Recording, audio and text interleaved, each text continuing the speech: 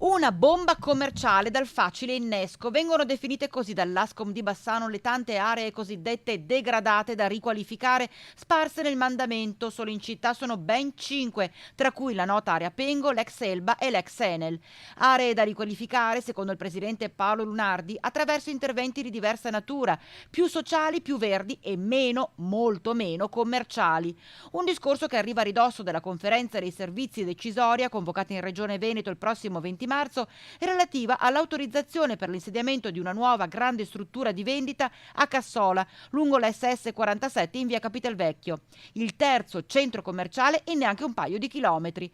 E sono proprio i commercianti che si ribellano e gridano basta, basta intasamento d'auto, basta cemento, basta rotatorie improvvisate. Si rivolgono agli amministratori mettendo in evidenza la desertificazione dei centri storici, Bassano in primis, portando allo stremo così il nostro territorio.